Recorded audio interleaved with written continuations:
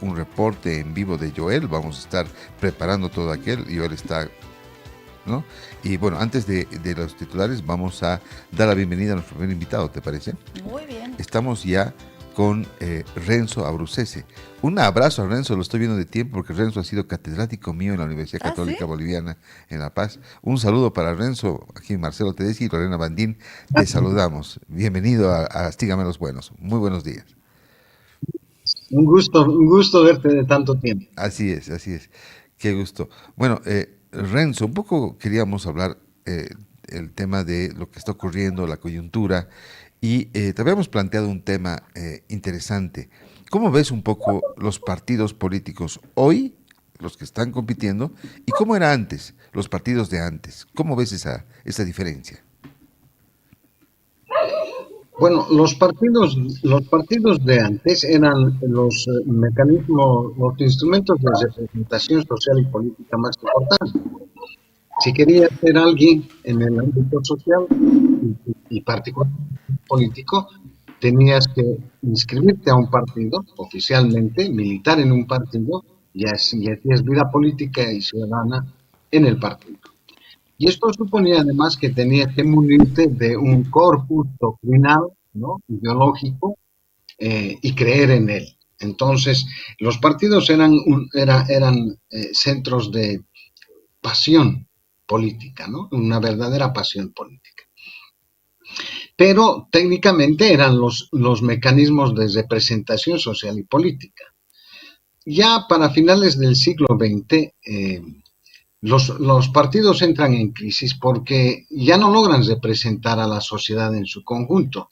El capitalismo había cambiado de tal manera con las sucesivas revoluciones industriales, tecnológicas, el Internet, etcétera, etcétera, etcétera. Fueron cambiando de tal forma que la diversificación en la estructura social fue totalmente diferente.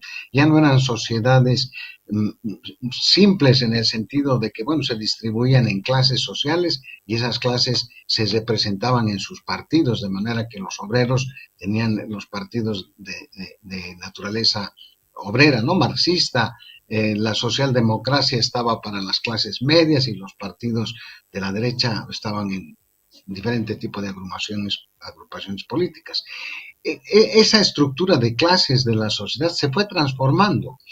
Porque para empezar, el final del siglo XX se caracteriza y principios del siglo XXI por un desarrollo enorme de las clases medias. Hay sociedades como la Argentina, por ejemplo, que son básicamente clases medias.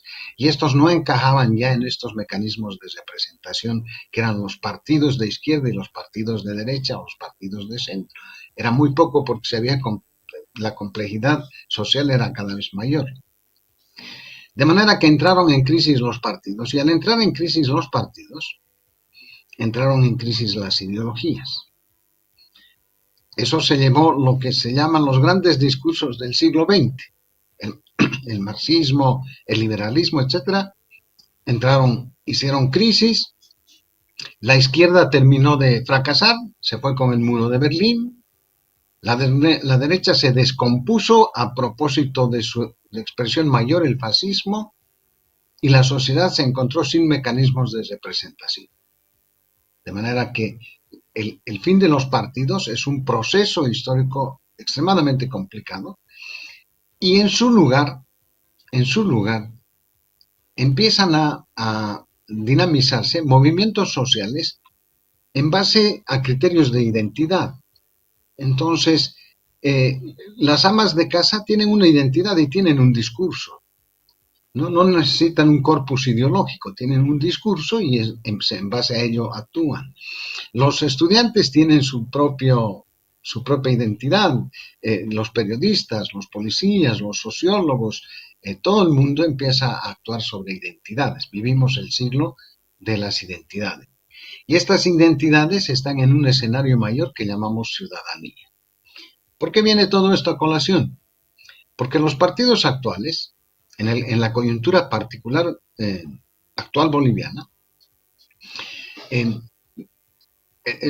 las dos fracciones, el PDC y Libre, actúan sobre una concepción de partidos que es propia del siglo XX, no es la del siglo XXI.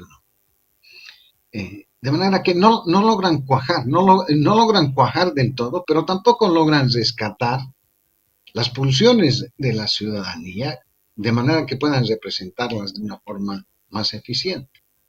Ese es el problema de los partidos, no solamente en Bolivia, prácticamente en todo el globo, porque en todo el globo han hecho crisis los partidos y con ellos ha hecho crisis la democracia global en todo el mundo. Y esta es la situación actual, ¿no? Y lo que necesitamos es, ¿por qué vivimos una coyuntura tan complicada? Primero, porque no encontramos mecanismos de representación reales. Lo que tenemos es lo que tenemos y bueno, con eso tenemos que trabajar. Tenemos que trabajar con Libre y con el PDC. No hay manera. Los ciudadanos, digo, trabajar en el sentido de que participar con ellos en el proceso. Tenemos que trabajar con ellos, pero no son la mejor expresión. La mejor expresión está en la ciudadanía.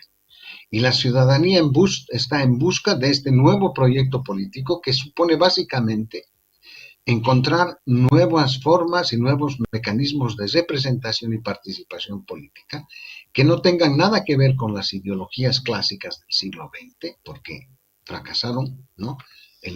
La izquierda fracasó totalmente con Gorbachev, la perestroika, el muro de Berlín. La derecha fracasó en su intento fascista en la Segunda Guerra Mundial, etc. De manera que lo que estamos haciendo los ciudadanos es buscar nuevas formas de representación. Y esta representación ya no es una representación política en el sentido antiguo, es una representación política en el sentido ciudadano. Ya no manejamos el poder de las ideologías, sino manejamos el poder de los ciudadanos, el poder de la ciudadanía. Y este poder, que es el que se expresa en las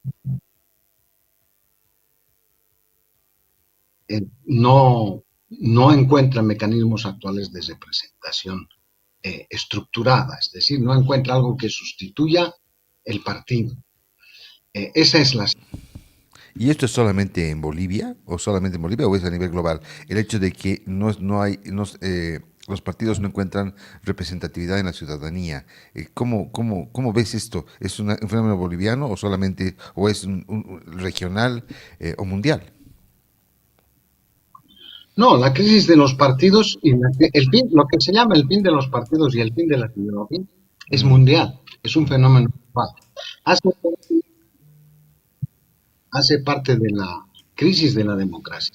Fíjate, el año pasado el informe de ideas de esta institución que hace 37 años estudia la democracia en todo el mundo, tiene base en Copenhague, ideas se llama. En el último estudio encontró que el 32% de las democracias del mundo se han deteriorado y ha habido un avance significativo de las tendencias autoritarias. La democracia está en crisis. Y uno se pregunta, ¿y por qué está en crisis? En el mejor momento de la historia de la humanidad, en la que nuestros derechos hacen parte real de las dinámicas sociales, no debería estar en crisis, parece contradictorio. Lo que está en crisis son los mecanismos de representación democrática. Y entonces, ahora que nuestro país actúa con estructuras partidarias que fueron útiles, enormemente útiles en el siglo XX, no logramos. El ciudadano no logra encontrar en estas organizaciones políticas una manera de representarse porque están encapsuladas, por ejemplo, en ideología, ¿no? Seguimos hablando de izquierda y de derecha cuando la izquierda y la derecha ya no existen, ¿no? Porque la clase obrera norteamericana, que estaba llamada a ser, según Marx, la primera clase que tome el poder, debido al desarrollo del capitalismo norteamericano. Bueno, es la primera defensora del capital. Aquí han cambiado las cosas. Y estos partidos que se enchapan en la izquierda, en la derecha, en las ideologías, ya no tienen muy poco que ver con nosotros los ciudadanos de a pie. Que cuando salimos a protestar, no salimos a protestar en nombre de una consigna ideológica. Salimos a protestar porque estamos defendiendo, por ejemplo, nuestro derecho a que se respete el voto en el 2019, al respeto de nuestro voto ciudadano, de nuestros derechos ciudadanos. Esas estructuras no tienen en este momento representación. En Bolivia yo entiendo, porque hemos terminado el ciclo del 52, estamos en una fase de transición y esta fase de transición supone la búsqueda desesperada de un nuevo modelo de Estado, de un nuevo modelo de sociedad y en consecuencia de un nuevo modelo de mecanismos de representación y participación política ciudadana. Yo lo entiendo perfectamente, pero lo que es grave es que la clase política no ha entendido del todo la situación. Sigue pensando que va a actuar como en el siglo XX y eso ya no cuaja en las nuevas Mm. generaciones. A mis alumnos yo les pregunto qué filiación tienen y no entienden ni siquiera la palabra filiación. Entonces, no, las cosas han cambiado diametralmente. Pero ayer, por ejemplo, ¿no? Hablábamos con Marce y decíamos no solamente lo que son las organizaciones políticas, ¿no? Sino también todo el entorno, por ejemplo, quienes son diputados, senadores, en general, ¿no? El trabajo que se tiene que realizar en la Asamblea incluso ha cambiado, por ejemplo, ¿no? De la época de los 60, 70, 80 hasta lo que es este momento. Es correcto, ¿no? Porque además incluso lo que usted dice, ¿no? La ciudadanía también se ve reflejado en cada uno de aquellos para poder representar, pero sobre todo para ver las mejoras que se necesitan en los diferentes departamentos, zonas, entre otros aspectos.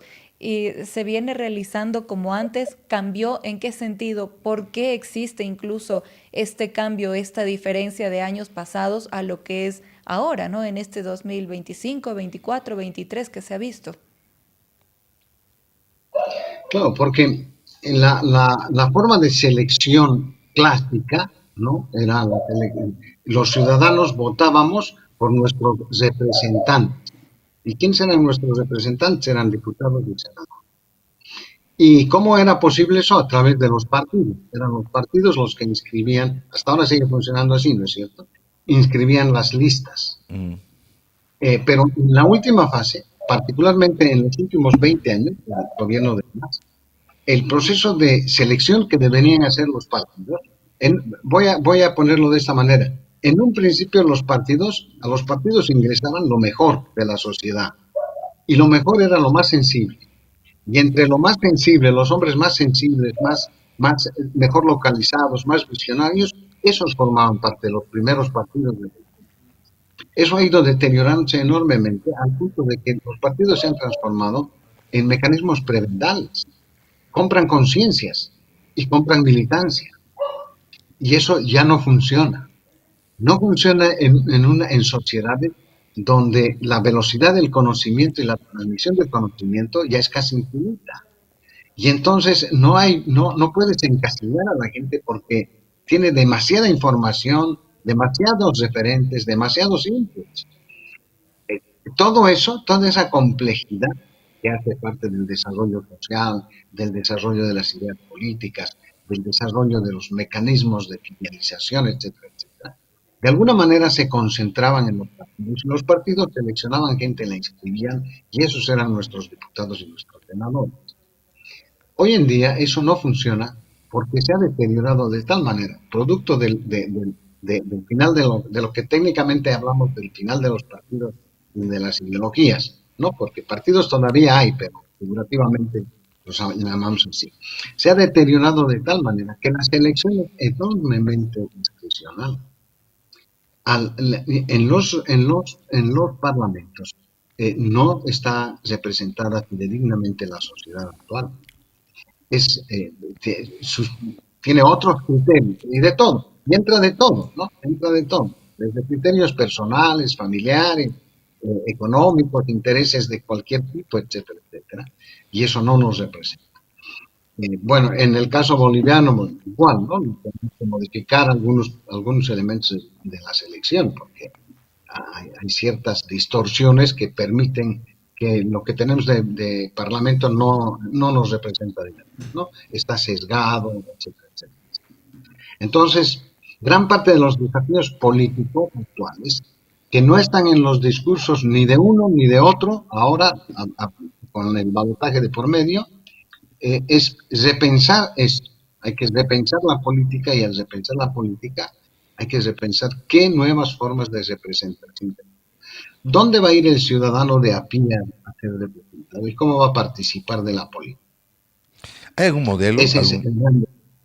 si hay algún modelo, algún gobierno que esté llevando adelante y que tú veas que está llevando adelante este nuevo modelo de basado en la ciudadanía, que puede ser un neopopulismo. ¿Cómo lo ves?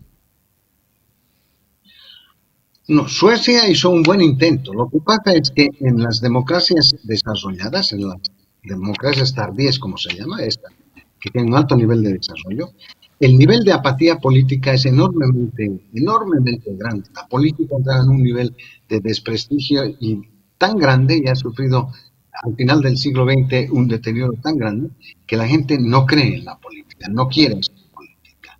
Tú le hablas de política y no quiere saber, tú le hablas de partidos y no quiere saber, tú le hablas de ideologías y no quiere saber. Entonces, ¿qué trató de hacer Suecia? Suecia trató de hacer un parlamento basado en la dinámica del ciudadano, en las instituciones ciudadanas. Y estas instituciones ciudadanas empezaron a funcionar, pero no encontraban la manera de hacerlo de mejor forma. Esto es lo que ha dado curso a la formación de plataformas, grupos de presión, etcétera, donde sí la gente se siente representada.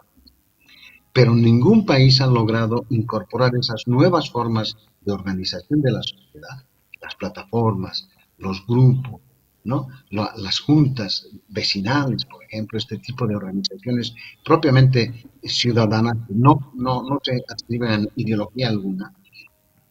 La política en general, de forma global, no ha podido encontrar mecanismos que rescaten estas fuerzas de la sociedad viva y las puedan transformar en representación política. Ese es el gran desafío de la democracia moderna. Habermas nos plantea que eso es posible solamente a través del diálogo, ¿no? Claro, Los ahora, comunicados ustedes conocen más que nosotros. El diálogo, y el diálogo está bloqueado en el mundo, ¿no? ahora, El diálogo, sí, ahora te decía, el tema Bolivia es un país altamente presidencialista. Entonces, obviamente, por ejemplo, Evo Morales ha sido un molde, digamos, bien presidencialista, ¿no? Eh, Aparentemente, bueno, y el votante opta por este cambio. Muchos atribuyen, los analistas atribuyen de que Rodrigo Paz ha ganado precisamente porque hay gente que iba a votar por Evo Morales que optó por Rodrigo Paz, ¿no? Como opción, digamos, ¿no? Pero este modelo presidencialista debe acabar. Por ejemplo, Suecia es un país que obviamente la figura del presidente no tiene la relevancia que tiene en nuestros países, ¿no? sí, yo creo que es muy difícil que en Bolivia se pueda cambiar el modelo presidencialista porque hace parte de la cultura política y de la acumulación histórica, ¿no? Ha de ser un cambio muy complicado, creo yo. Yo creo que debería mantenerse, ¿no? Pero lo que sí tiene que cambiar es la concepción de lo que es, entre comillas voy a poner, un partido, ¿no? Y los mecanismos de participación política. Porque ya no vivimos época de partidos, vivimos de identidades. Entonces, la política tiene que expresarse a través de identidades y esas identidades tienen que ser reflejadas en un sistema presidencialista cuya base ya es diferente. No estoy hablando de que tenga que desaparecer el Parlamento. El Parlamento puede seguir, pero las personas que llegan al Parlamento, los mecanismos de selección, ya no pasan por los partidos, pasan por las identidades. Y esas identidades forman sus propios mecanismos, las plataformas. Acá tenemos una lección muy importante en España. El poderoso movimiento español de protesta, los indignados, terminaron adscribiéndose a un partido político, porque no encontraron mecanismo de participación real. Y como odiaban la política, odiaban la ideología y odiaban los partidos, de pronto todo el poder ciudadano del movimiento de los indignados no tuvo más remedio que ser cooptado por Podemos, ¿no? Y ahí terminó el proceso. De momento, España vive una frustración social y política increíble. Es decir, uno pasa por Europa y pocas veces ve gente tan decepcionada, ¿no?, del desarrollo de la democracia como los españoles.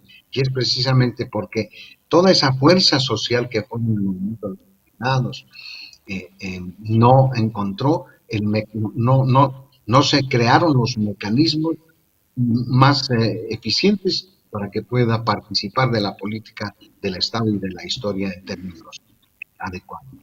Eso puede pasar y en eso estamos.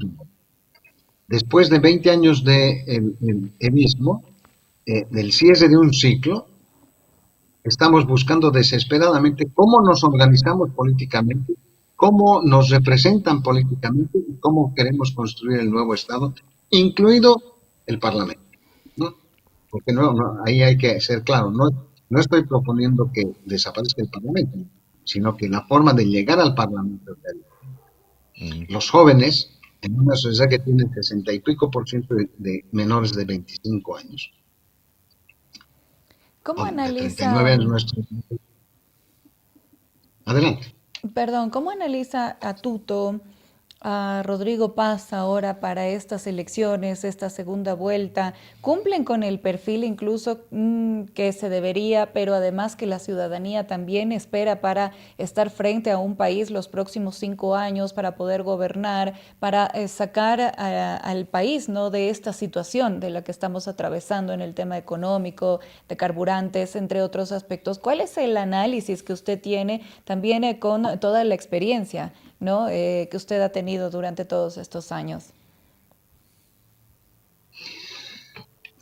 Yo creo que, mire, quien llegue al poder va a tener que hacer cosas muy similares. Si llega Tuto, va a tener, para poner un ejemplo que toda la ciudadanía conoce, va a tener que evitar la impresión de billetes inorgánicos, porque eso es camino directo a la inflación, a incrementar la inflación. O sea que nadie va a imprimir billetes sin respaldo.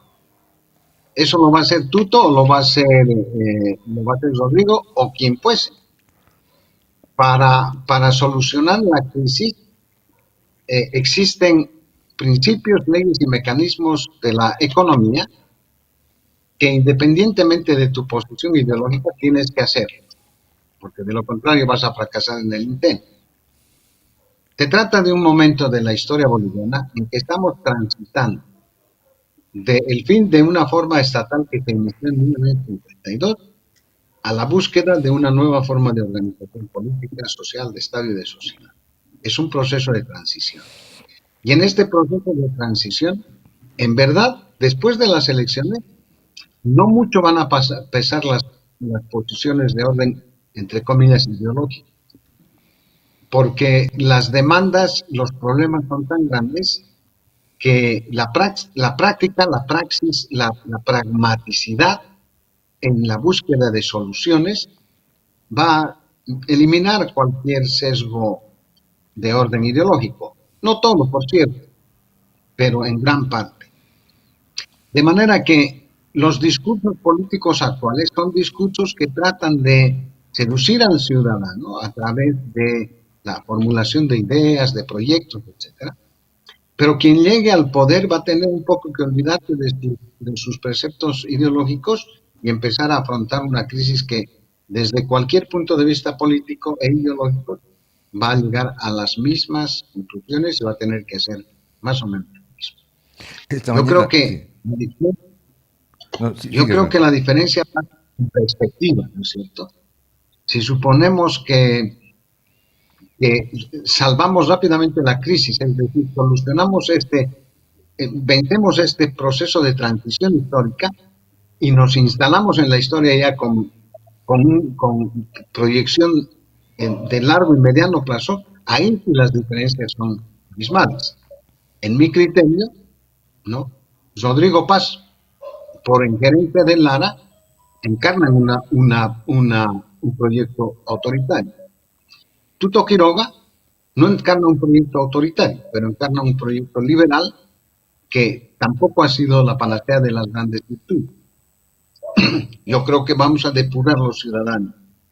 En los próximos 4 o 5 años vamos a tener criterios de selección más claros para poder evitar estas polaridades radicales, ¿no? De momento esa es la situación que tenemos y a mí no me preocupa mucho porque quien llegue al poder va a tener que hacer exactamente lo que la economía le manda, más allá de que sea de izquierda, de derecha, de centro, verde, rojo o amarillo. Polaridades radicales. Y efectivamente, ya ahí está un poco el tema del ciudadano. Obviamente va a tener que solucionar la escasez de diésel, de gasolina, que los precios, que el sueldo que uno recibe no le alcanza en el mercado, y todo aquello. O sea, son temas que están vigentes, que están latentes y que obviamente son de interés. Entonces realmente es insulsa y en este momento tal vez, y de repente coincides con nosotros,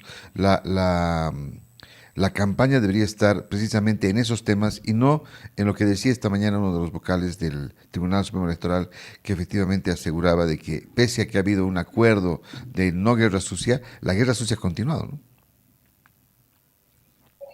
Claro, porque la guerra sucia es parte de un discurso que trata de cubrir los discursos que realmente le hacen al siglo XX, a los jóvenes actuales.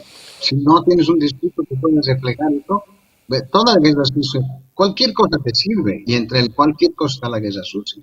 Se van a pelear, se van a insultar, se van a decir barbaridades, y quien gane, el día que se siente en la silla presidencial se va a tener que olvidar de todo esto, va a tener que hacer alianzas, va a tener que buscar gobernabilidad con los que insultaba, ¿sí? Y va a tener que tomar las medidas, exactamente las mismas medidas que tomara cualquier otro oponente, porque es economía, y en economía las cosas funcionan de esa manera, ¿no? Eh, lo que los ciudadanos tenemos que tomar en cuenta es que estamos atravesando un periodo que es realmente fundamental para la historia de Bolivia. Han concluido 74 años de un ciclo. Tenemos que abrir otro ciclo. Y el ciudadano es el sujeto histórico actual. Hasta el siglo XX el popular, lo nacional popular era, digamos, el epicentro, los pobres, etcétera.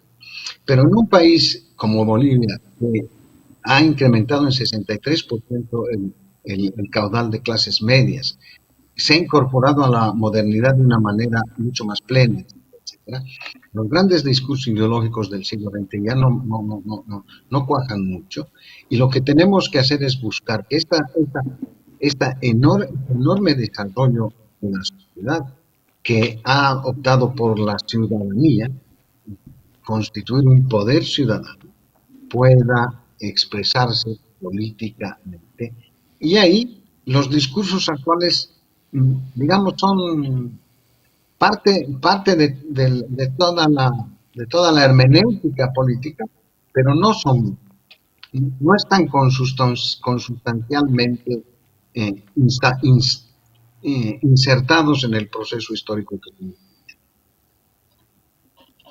Ahora, hay que ver, claro, es un análisis, ¿no? Estamos hablando del tema de la guerra sucia, partidos políticos, la afinidad, cercanía, cómo se logran además identificar, ¿no? La ciudadanía con los partidos, con quienes estarán al frente del país y por supuesto estarán representando, ¿no? A todos los bolivianos. Ahora, hay que ver uno de los puntos que también es bastante complicado, ¿no? Estábamos hablando del tema de los carburantes, de la canasta familiar, la economía, ¿no? En general. ¿Qué es lo más difícil incluso que va a tener el gobierno para poder llegar a los acuerdos que se tenga con los diferentes sectores? Estamos hablando de sector empresarial, sector gremial, transporte liviano, transporte pesado, entre otros, porque si bien, claro, ahora se está viviendo una situación bastante tensa, ¿no? En los cuales estos sectores están pidiendo que se pueda tener una solución. ¿Qué es lo primero y el primer paso incluso que debería dar el nuevo gobierno para dar esta tranquilidad? Claro, lo primero va a ser encontrar algún mecanismo que nos permita gobernabilidad. Si no hay gobernabilidad, no va a haber manera de llevar adelante soluciones reales. Porque, entre otras cosas, las soluciones que tenemos que buscar no están dentro de las soluciones normales, ¿no es cierto? Son de emergencia. Y entonces van a tener que tomarse medidas realmente fuertes. Y no puedes tomar medidas fuertes si no tienes una base de gobernabilidad basada en un pacto político al interior de las fuerzas, que entre las fuerzas políticas y al interior del Congreso. La primera condición es gobernabilidad, de manera que Uno se pregunta, si se pone un poquito a pensar, uno se pregunta, ¿por qué se insultan tanto? ¿Por qué tanta guerra sucia? ¿Por qué tanta... Si al final y al cabo, fuerza política que quiere tener futuro en los próximos años, tiene que inscribirse en un esquema de gobernabilidad. Nadie va a ganar hundiendo más el país. Nadie va a ganar. Entonces, la primera misión es esa.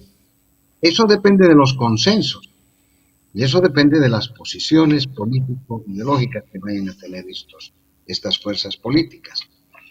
Yo creo que este es el momento en el que, por esa situación, los movimientos sociales los movimientos ciudadanos, quiero decir, para no confundir con los movimientos sociales feministas, los movimientos sociales ciudadanos, el poder ciudadano, es cuando tiene que realmente hacerse presente, ¿no?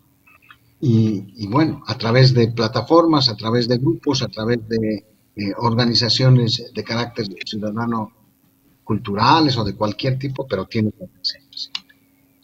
Yo creo que los partidos están condenados a aliarse.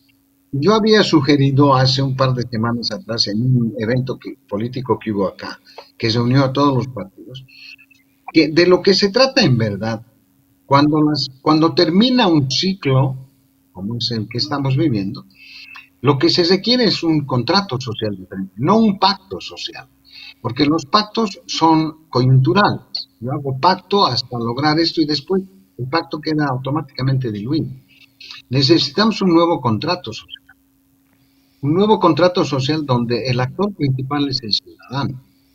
Yo les decía, la imagen de lo popular, ya no, lo nacional popular de Zabaleta Mercado ya cumplió su misión histórica. No es lo popular. No quiere decir que no van a haber pobres. Pobres hay en estos países y en países ricos y en todas partes. Ha habido, hay y va a haber. Pero el nuevo interlocutor de la historia es el ciudadano. Y necesitamos un contrato social que ponga en el epicentro del desarrollo de los procesos políticos, culturales, etcétera, etcétera, el ciudadano, este nuevo protagonista de la historia, que ya no es el sujeto popular, es el sujeto que se lo representaba en el lamento boliviano, ¿no? Este pobrecito explotado, ¿no? Ese ya pasó, eso. En la bonanza del gobierno de Evo Morales y lo que pudo dejar de bueno es que transformó esas ciudadanos de verdad.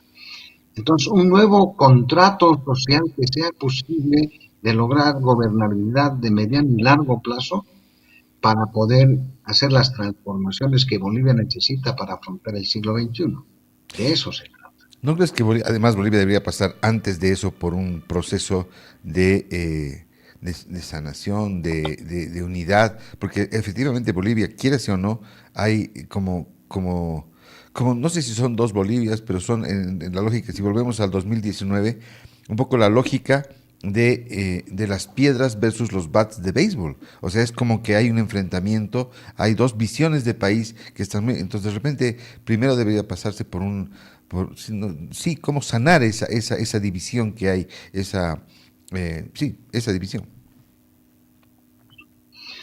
Siempre va a haber fuerzas contrarias, siempre, en cualquier sistema, porque de eso se trata. La democracia es exactamente el sistema en el que la divergencia y en la capacidad de disentir es la que la hace altamente eficiente.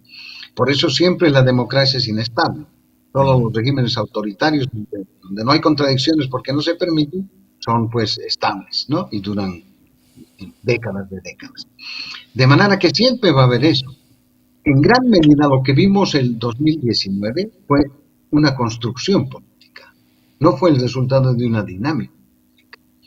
Fue la construcción del prebendalismo y de la corrupción, ¿no? Que construyeron una élite política y se inyectaron en estructuras sociales, debate. Pero no fue un movimiento espontáneo de la sociedad. Yo dudo mucho que ahora, ¿no? Que no está Evo y que hay cierta apertura democrática, se vuelvan a producir ese tipo de contradicciones y de enfrentamientos tan duros. No creo que vuelva a pasar. Pero tenemos que tener claro, contradicciones siempre va a haber, y gracias a Dios, porque eso es lo que nos hace avanzar. Pero esas contradicciones tienen que encontrar mecanismos, ¿no?, finales de solución a través de un contrato social. No estamos en situación de hacer pactos que duren 24 horas, porque eso termina debilitando las fuerzas. Necesitamos un pacto social que nos permita establecer nuevas reglas de juego para el siglo XXI. ¿Qué nuevas reglas de juego? Nuevas reglas de juego en términos a cómo y a quién representa el Estado. Y cómo y quién participa en él. Finalmente, Eso nos va a dar. sí, finalmente, aprovechando, y te agradecemos la gentileza y aprovechando un poco la gentileza que nos das en cedernos tu tiempo, una última pregunta. Dices que tenemos para estas elecciones, para esta segunda vuelta, una propuesta autoritaria del PDC versus una propuesta liberal de Libre. ¿Por qué ambas están equivocadas? Eso brevemente.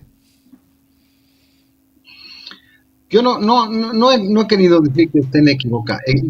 Yo personalmente, yo pienso que las posiciones de Lara están minando las posibilidades democráticas, ¿no? Es una posición claramente autoritaria que no suma, no resta al proceso democrático en el que estamos todos involucrados y que se va a expresar finalmente, ¿no?, en el balotaje, la elección que hagamos en el balotaje. Esto es, estas fuerzas no están articulando la contradicción. Esto es lo que quiero decir.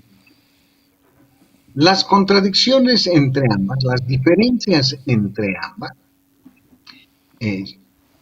son claramente notorias y se van a expresar en la manera en que el ganador implemente las nuevas políticas de Estado, estructure un Estado diferente, porque quien llegue al poder después, ahora en el postmarxismo, tiene que reformular la estructura del Estado.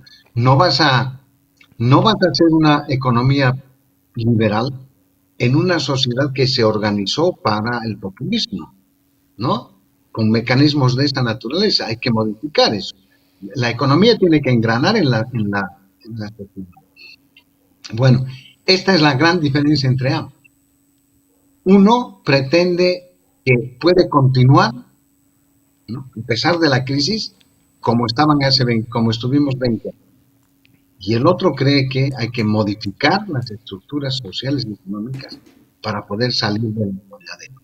En ese atolladero hay un componente muy, muy importante, la crisis, ¿no? Esas son las diferencias. Particularmente, si me dijeran, bueno, ¿usted por quién votaría? Yo votaría pues por Tito Quiroga, aunque no sea santo de mi devoción, porque no quiero prolongar un esquema de gobierno que fue desastroso para Bolivia, como fue el mío. Esa es la diferencia. Le agradecemos el tiempo que ha estado con nosotros. Ha sido sumamente importante poder analizar a profundidad, conocer también su postura, entre otros puntos, entre otros aspectos. Y claro, y esto también para poder tener, ¿no?, lo que es una postura, una idea un poco más clara el próximo 19 de octubre en esta segunda vuelta que es histórica para nuestro país. Muchísimas gracias y sin duda las puertas siempre abiertas y lo esperamos en una próxima oportunidad para poder conversar con usted y que a través de nuestro medio también se pueda dirigir a toda la población. Que tenga un excelente día. Gracias, Renzo, gusto de verte. Gracias, muchísimas gracias. Estoy a su disposición. Gracias. Gusto. Interesante. Renzo Abruzzese, analista, sociólogo, que nos habló un poco sobre la diferencia, ¿no?, que existe ahora en los partidos políticos actuales a los que se tenían en pasados años, ¿no? Así es. Muy interesante. Bien, son las 8 de la mañana con 52 minutos. Tan rápido. Vamos a un corte, por favor, urgente. Ahora en Monumental FM. Síganme los buenos. Hacemos una pausa para informarte con las noticias más destacadas de último minuto. Son las 8:52. Monumental, siempre puntual. Esta es una radioemisora afiliada a Asbora. Atención cinéfilos, en Multicine estrenamos un nuevo método de ingreso, más rápido, más cómodo y sin papel. Compra tus entradas desde nuestra app o en multicine.com.bo. Una vez hecho el pago, recibirás 3 correos, la factura, la confirmación de tu pago y tus entradas digitales.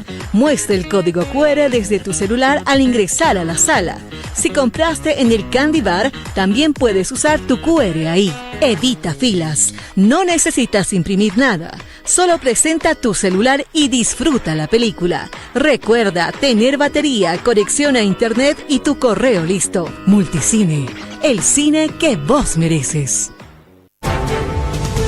Información confiable. La terrible inequidad. Somos el mal ejemplo. Estamos analizando el paro nacional. Información confiable. Solo en Monumental FM. Síganme los buenos. La mejor forma de informarte.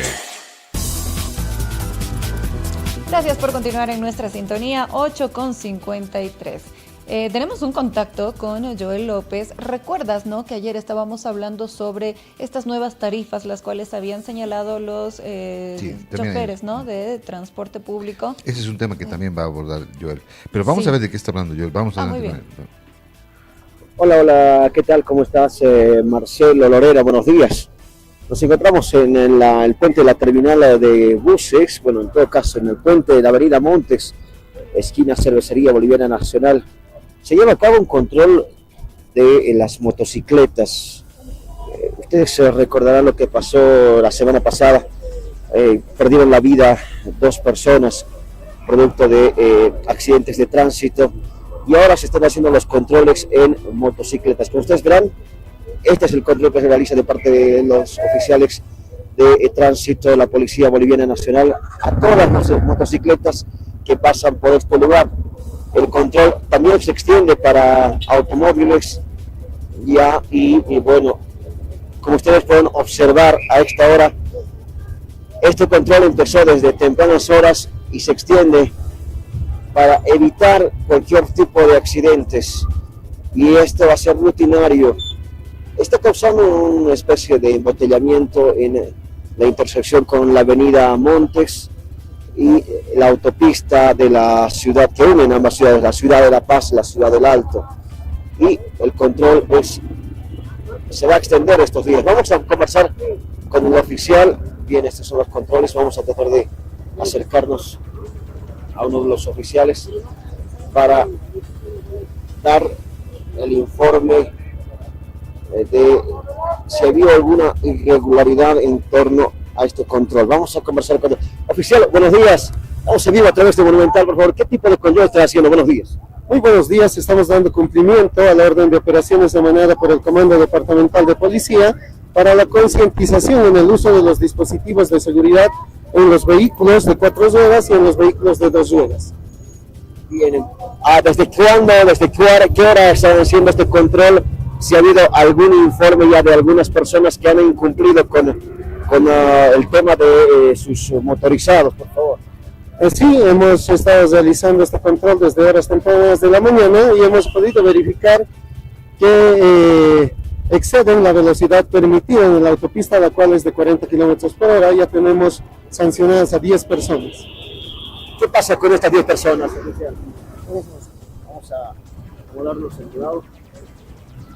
Estas 10 personas, ¿qué pasa? ¿Tienen que pagar una multa? Bueno, la sanción correspondiente es de 70 bolivianos, la cual se está emitiendo la boleta de infracción. La recomendación oficial, hubo bastantes accidentes la semana pasada, cobró la vida de varias personas, por favor. Bueno, tenemos que hacer las siguientes recomendaciones: que respetemos los límites de velocidad, respetemos la señalización, respetemos la distancia prudente que tiene que haber entre los vehículos y evitemos elementos distractivos como el celular. Muchas gracias, oficial, muy amable. la palabra de parte del oficial de la policía, lo han escuchado entonces, se lleva a cabo este control a las motocicletas y también a los minibuses en la avenida Montes, intersección con la autopista, y este control va a ser rutinario, va a repetirse en los siguientes días para evitar cualquier accidente. Ford B, en vivo a través de Monumental. Continuamos con más información, Marcelo, en estudios. Muchísimas gracias, Joel. Sí, muy importante el reporte. En la autopista de La Paz El Alto están haciendo este control. La prevención es importante, pero no solamente cuando pasan accidentes, sino todo el tiempo, ¿no? El control de los motociclistas es importante. Hay muchos jóvenes que trabajan como repartidores, que es un tema que además es muy importante, es una buena fuente de ingresos. Desde la pandemia he empezado con esto, pero creo que definitivamente los controles de la policía para redoblar las precauciones para evitar accidentes fatales como los que han ocurrido el fin de semana, deben ser no solamente en algunos momentos, sino siempre, ¿no? Exactamente. Sí, porque además hacen, por ejemplo, distintas campañas, ¿no? Para concientizar sobre no utilizar el teléfono, no conducir en estado de ebriedad al volante, no estar al volante, ¿no? Mejor dicho, utilizar lo que es el cinturón de seguridad, entre otros aspectos. Sin embargo, eso ya debería ser una costumbre, ¿no? De manera cotidiana lo que se tiene y no que se esté realizando, que se haga mediante estas diferentes campañas. Claro que esto ayuda también, sin embargo, tiene que ser también a conciencia de cada una de las personas que están en los motorizados, porque no solamente ponen en riesgo su vida, sino también la vida de terceras personas, como ha ocurrido en muchas ocasiones. No, es importante, realmente tiene que haber un control permanente del tema. Y consciente de cada uno. Además, ¿no? Además. Sí, porque efectivamente los accidentes, hay imágenes terribles, tremendas, ¿no? De los dos accidentes y uno realmente se podía ser un familiar, un amigo, un hermano, un hijo. Entonces, realmente tú ves ahí la fragilidad de la vida, que nos podemos, o sea, realmente en cualquier momento, en fracción de segundos está una desgracia y realmente las precauciones son importantes para evitar todo eso, ¿no? Sí. Y obviamente estoy de acuerdo contigo, tanto personales como obviamente de las autoridades, principalmente personales, pero una cosa debe empezar, ¿no? En uno mismo, ¿no? Los controles que tienen que haber incluso, ¿no? En los lugares que son más conflictivos, además, ¿no? Respetar las señaléticas, respetar los semáforos, entre otros aspectos, que eso también es parte de y es fundamental, ¿no? Bueno, hay que crear mayor conciencia también por parte de cada uno, no solamente choferes de transporte público, sino estamos hablando en general, públicos y privados, ¿no? Marce. No, definitivamente, sí, eso es muy importante. Y realmente creo que es otro tema importante que está en los titulares, pero lo vamos a adelantar por su importancia. Sí, y además que, ¿sabes qué? Creo que es importante mencionarlo, porque y voy a leer en base a una nota de Herbol, que es muy preocupante, es una posición, y a ver si más tardecito podemos conseguir alguna fuente de Asbora, la Asociación Boliviana de Radiodifusoras, Asbora, publica Herbol y otros medios, pero voy a leer una nota de Herbol, solicitó formalmente al Tribunal Supremo Electoral dejar sin efecto las sanciones económicas impuestas a varias emisoras del país al considerar que son inconsistentes, desproporcionadas y amenazan con llevar al colapso económico a numerosas radios afiliadas. A través de una carta enviada al presidente del Tribunal Supremo Electoral, Oscar Hasenteufel, Asbora presentó un reclamo y una representación oficial en defensa de sus emisoras asociadas, muchas de las cuales fueron notificadas por presuntas infracciones al reglamento de propaganda y campaña electoral para las elecciones nacionales de 2025. Las sanciones incluyen, entre otras, la omisión de la frase espacio solicitado y la supuesta transgresión de tiempos máximos de difusión a la propaganda electoral. Según la organización, las multas impuestas pueden llegar hasta 250 salarios mínimos nacionales. ¿Sabes a cuánto equivale eso? ¿Cuánto es? 687,000 bolivianos. montos que en algunos casos superan el valor comercial de las propias emisoras. Se trata de sanciones sin ninguna proporción ni racionalidad, aplicadas de forma uniforme a radios pequeñas y grandes, sin considerar las circunstancias particulares en cada caso, advierte a Asbora. Ahora, hay vacíos legales y falta de garantías. Asbora argumenta que el procedimiento sancionatorio carece de un marco legal claro y de las garantías mínimas exigidas para la Constitución Política del Estado y el bloque de constitucionalidad internacional. En su análisis, la asociación señala que el reglamento utilizado por el TCE para aplicar sanciones no fue socializado adecuadamente con los medios registrados, carece de fases procesales claras y no permite una defensa efectiva. Aplica sanciones sin considerar principios como legalidad, tipicidad, culpabilidad, proporcionalidad y debido proceso. Además, alertó que el reglamento niega el derecho a la impugnación al establecer que las resoluciones son inapelables. Además, que permite una acumulación de multas por hechos similares, contraviniendo el principio de ne bis in idem. Entonces hay radios que están en riesgo de cerrar. En el plano económico, Asbora advierte que la radiodifusión boliviana atraviesa una profunda crisis desde hace años, con ingresos publicitarios menguantes y emisoras que apenas logran cubrir los gastos operativos. En este contexto, las sanciones impuestas podrían provocar cierre definitivo de varias radios, con el consecuente despido de trabajadores y debilitamiento del sistema informativo nacional. La radiodifusión sobrevive más por la vocación que por sus propietarios que por la rentabilidad. Más por la vocación de sus propietarios que por la rentabilidad del negocio. Aplicar multas de 500.000 de bolivianos a emisoras que ganan solo unos pocos miles en propaganda electoral no solo es injusto, es destructivo, enfatiza la misiva. ¿Qué te parece? Multas muy elevadas. Muy elevadas, ¿no? Muy elevadas, sí. Asbora también destaca que los medios de comunicación son pilares del sistema democrático, al garantizar el acceso a la información, el pluralismo político y la participación informada. Sin embargo, considera que el actual régimen sancionatorio del TCE desincentiva la participación de los medios en futuros procesos electorales por temor a sanciones desmedidas y errores mínimos. Entonces, por eso están solicitando, ¿no? La organización ha solicitado una audiencia a la sala plena del Tribunal Supremo Electoral para exponer en detalle sus observaciones y llegar a una solución. Asimismo, pidió que se dejen sin efecto las sanciones actuales hasta que exista un régimen sancionatorio debidamente normado, garantista y ajustado. Porque además dice, mientras no se cuente además con una norma clara y respetuosa de los principios constitucionales, ninguna emisora debería ser sancionada con multas que amenacen su existencia. Así lo dio a conocer Asbora, además mediante esta carta, este comunicado que también está circulando en las diferentes redes sociales, donde está manifestando, pero sobre todo expresando cuáles son los riesgos incluso de las diferentes radios difusoras, ¿no? Y esto a raíz de estas multas que son elevadas, donde manifiestan que no se socializó, no se dio a conocer cuáles eran estas sanciones. Es, ¿no?, una carta de 5 páginas. No existe un régimen sancionatorio, dice, y establece algunos principios. Por ejemplo, el principio de legalidad, que establece que tanto la conducta como las sanciones están expresamente previstas en la norma con fuerza de ley anterior al hecho cometido. En nuestro caso, reiteramos que las conductas y sanciones, contraviniendo el principio de reserva legal y sentencias constitucionales, menciona 3 sentencias, no han sido determinadas por una ley, sino por un reglamento del Tribunal Supremo Electoral. El de tipicidad señala taxatividad que exige que la ley describa de forma exacta las conductas que consideran infracciones, asegurando que el acto cometido por la persona encaje perfectamente en esa descripción legal, y esa descripción debe ser clara, precisa y sin ambigüedades.